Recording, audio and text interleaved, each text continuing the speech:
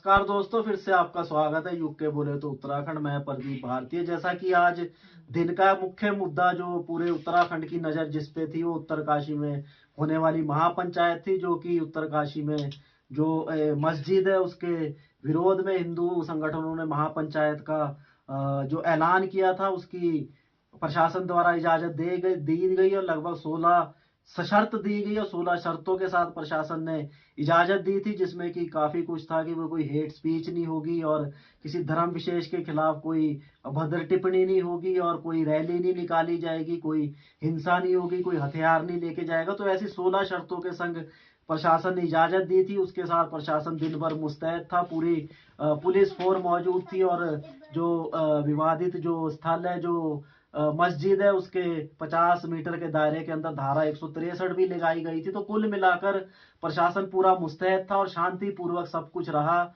वहां भाषण हुए और सब कुछ हुआ, लेकिन सब अच्छा रहा है, बहुत ही संतोष की बात है। लेकिन आप सबके दिमाग में ये होगा कि आखिर ये विवाद था क्या और आखिर है क्या और ये मस्जिद का पूरा मामला क्या था। तो मैं यही आज स्पष्ट करना चाहूंगा शुरू से, लगभग कोशिश करूंगा कि आपकी समझ में आए। जो बात शुरू हुई है, वैसे तो पहले भी उठा था लेकिन संभल गया था, लेकिन बीते अगस्त में जो उत्तरकाशी के एक हिंदू संगठन के सदस्य हैं, उन्होंने 14 अगस्त को एक आरटीआई डाली थी, जिसमें कि सरकार प्रशासन से ये पूछा गया था कि जहां पे ये मस्जिद स्थित है, उत्तरकाशी के बाड़ा हाट क्षेत्र में जो मस्जिद स्थित है, आरटीआई के द्वारा पूछा गया था कि क्या इस क्षेत्र में सरकार के प्रशासन के द्वारा किसी भी कोई भी फ्री होल्ड या पट्टे की सरकारी भूमि मस्जिद के नाम पर दी गई है कि नहीं, आवंटित की है कि नहीं। जिसके बाद प्रशासन ने अपने हिसाब से जवाब दिया कि भाई जाहिर है, उन्होंने कहा भाई ऐसी कोई भी सरकारी भूमि किसी मस्जिद को आवंटित नहीं है।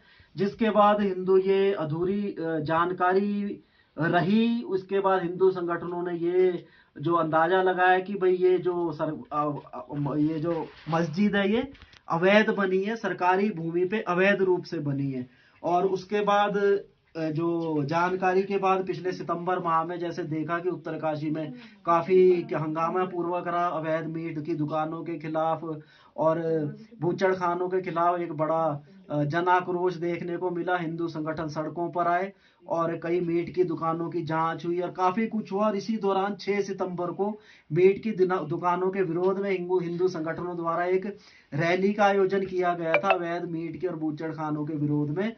और इस रैली में ही सबसे पहली बार इस मस्जिद के खिलाफ नारेबाजी और हिंदू संगठनों ने विरोध प्रकट किया। और इसी जो रैली थी, इसमें हिंदू संगठनों ने मिलकर जो अक्टूबर में हुई रैली का ऐलान कर दिया था कि 24 अक्टूबर को, अक्टूबर माह में इस अवैध अवैध बताकर इस मस्जिद के खिलाफ रैली होगी। और उसके बाद प्रशासन को हिंदू संगठनों के द्वारा पत्र भी लिखा गया था, जांच के लिए बोला गया था। जिसके बाद डीएम ने एक कमेटी बताई और उसकी जांच हुई। तो जांच में ये सामने आया कि जैसे ये जो मस्जिद है 1969 में बनी हुई है।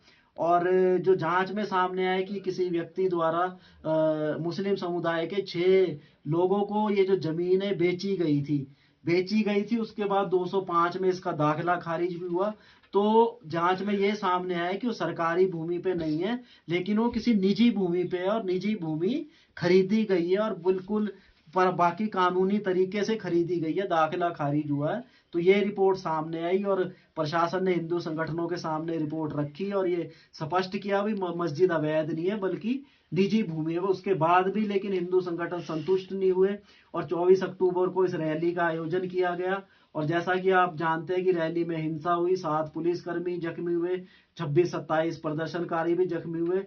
और हुआ कुछ ये था कि जो रैली की इजाजत भी दी गई थी प्रशासन द्वारा, लेकिन प्रशासन ने एक रूट तय किया था, भाई आप यहाँ से जाओगे, रैली करोगे और आप वहां पे जो भी है अपना करोगे, लेकिन जो भीड़ थी वो वहां से ना जाकर मस्जिद के रास्ते जाने पर उतारू थी। तो पुलिस ने बैरिकेड लगाए थे, बैरिकेड में काफी देर 2-3 घंटे हंगामा होता रहा और काफी खींचातानी पुलिस के साथ चलती रही। लेकिन इसी बीच किसी ने एक बोतल जो थी वो पुलिस वालों के ऊपर मारी, पत्थरबाजी हुई, जिसके बाद पुलिस को लाठीचार्ज करना को पड़ा और तमाम घटनाक्रम हुआ। और उसके बाद ये मामला हाई कोर्ट भी पहुंचा। हाई कोर्ट ने, माननीय कोर्ट ने प्रशासन को आदेश दिए कि धार्मिक स्थलों की सुरक्षा की जाए और महापंचायत के बारे में भी सवाल किए।